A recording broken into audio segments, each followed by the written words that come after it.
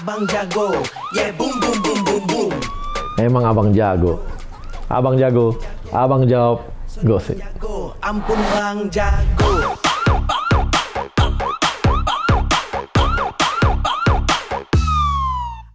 Nah, kemarin abang jago sebenarnya sudah bahas vaksin. Tapi ternyata banyak yang kepo, pengen tahu vaksin lebih jauh. Dan ini mau nggak mau kita jawab lagi gosip mengenai vaksin. Yang pertama ini ada dari Dema Roy Redoy. Dia nanya, kenapa sih bang? Kok banyak banget sih jenis vaksin yang harus kita pesan? Kenapa nggak satu aja bang? Kan gitu. Nah, ini perlu saya jawab nih gosip mengenai kenapa kita harus pesan banyak vaksin dari beberapa negara. Sekarang kan yang udah kita pesan ada namanya Sinovac. Kemudian dari Cina itu. Kemudian dari Uni Emirat Arab ada yang namanya Sinopharm. Kemudian ada berapa lagi yang lain yang memang kita pesan 2 atau 3 lagi lah produk yang kita pesan untuk vaksin ini. Emang harus banyak. Nah, problemnya adalah yaitu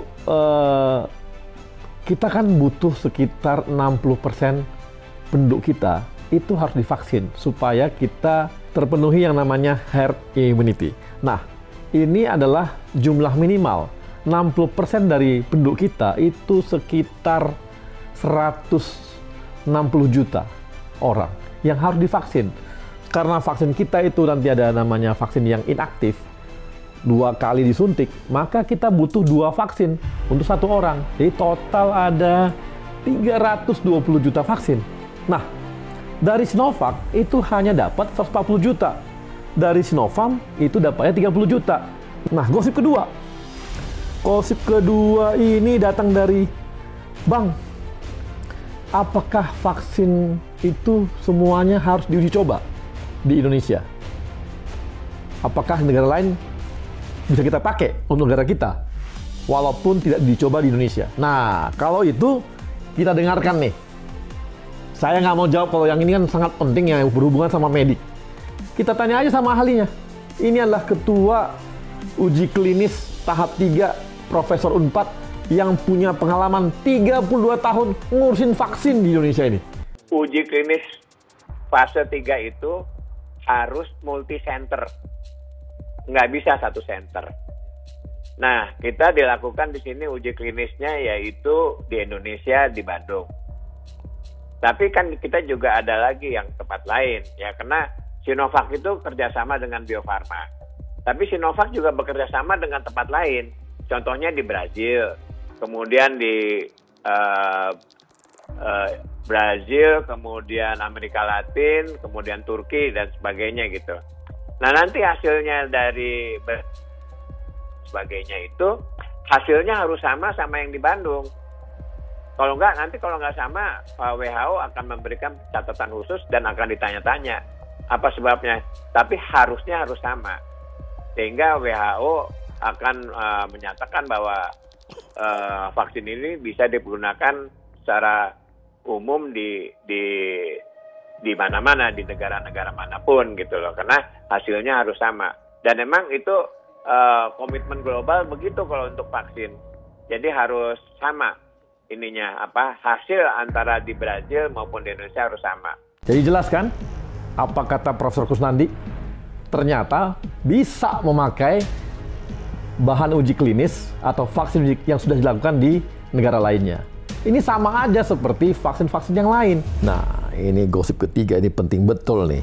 Karena rame nih, banyak banget bersebaran berita-berita mengenai ini. Dia nanya nih, Bang, di luar negeri itu kan ada yang meninggal tuh gara-gara vaksin. Ada yang di Brazil, ada yang kemarin di Korea Selatan. Yang di Korea itu, coba baca detail, itu vaksin flu biasa, dan di anak-anak itu pun kemarin sudah ada dibantah juga oleh pemerintah Korea Selatan mengenai itu. Jadi nggak ada hubungannya sama vaksin corona.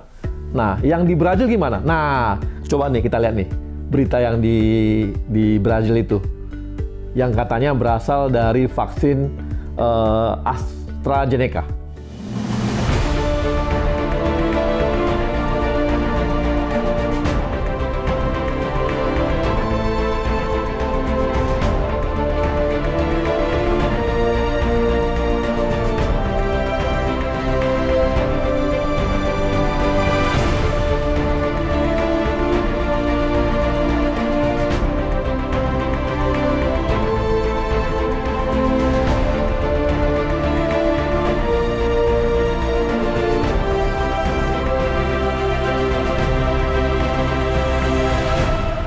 Ternyata menurut AstraZeneca, orang yang meninggal itu dia dapat vaksin namanya placebo. Jadi orang kalau di uji klinis tahap 3 itu ada yang terima vaksin, ada juga yang terima efek placebo atau katanya vaksin placebo. Apa tuh vaksin placebo? Sebenarnya sih bukan vaksin, itu hanya seperti cairan tertentu lah, ya, cairan tertentu yang tidak mempengaruhi tubuh kita.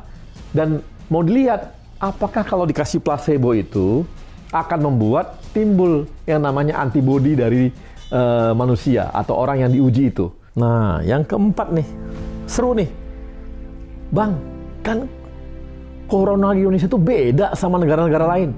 Katanya kan ada berubah nih vaksinnya. Kok vaksinnya sih? Coronanya berubah. Di Cina, sampai ke Indonesia, jalan-jalan ke Indonesia, berubah dia, Bang. Bermutasi, berapa dan sebagainya. Mau tahu berubah nggak sih? Apakah kalau berubah nanti, apakah vaksinnya masih ampuh? Nah ini nih, saya sih supaya lebih jelas lagi, kita tanya lagi nih sama Profesor Kusnandi.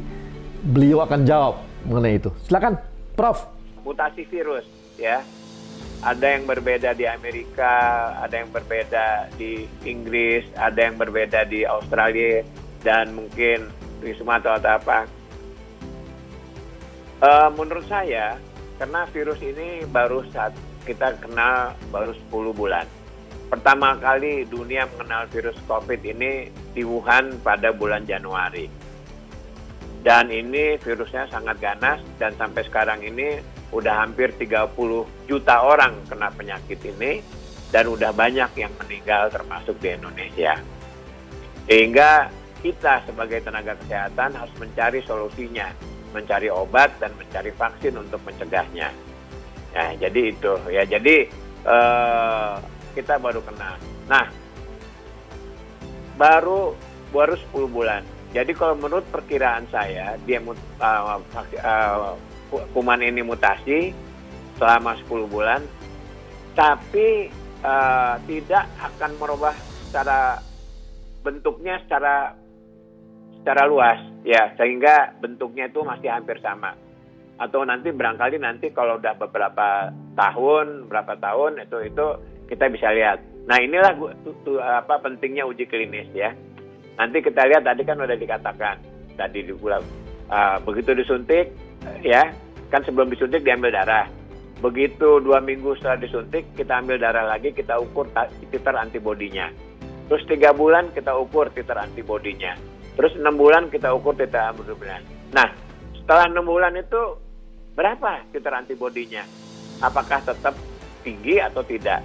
Sehingga kita bisa tahu itulah tujuannya daripada uji klinis ini, ya.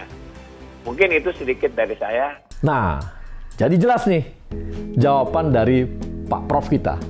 Ternyata corona itu karena baru 10 bulan, walaupun ada berubah, dia tidak berubah banyak banget. Antigennya masih itu juga. Jadi vaksin ini masih tetap ampuh untuk corona. Nah ini pertanyaan kelima nih, terakhir.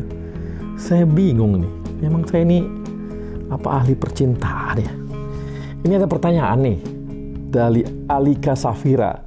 Vaksin yang bikin candu kan vaksin cinta, Bang. Kalau udah cinta, gimana? Yang begitu mah nggak perlu repot-repot lah. Udah nikahin langsung aja bawa ke penghulu. Siapkan, apalagi sekarang corona, musim corona seperti ini, nggak ada banyak biaya, cukup pakai virtual, bisa langsung nikah. Ini aja dari jawaban Bang Jago terhadap gosip-gosip yang berseliweran. Silakan, kalau ada nanti lagi gosip-gosip yang mau dijawab Bang Jago nih, silakan nih. Langsung tanya ke akunnya IG Abang Jago, supaya Abang Jago banyak followernya. Sampai ketemu di Abang Jago di berikutnya. Ampun Bang Jago.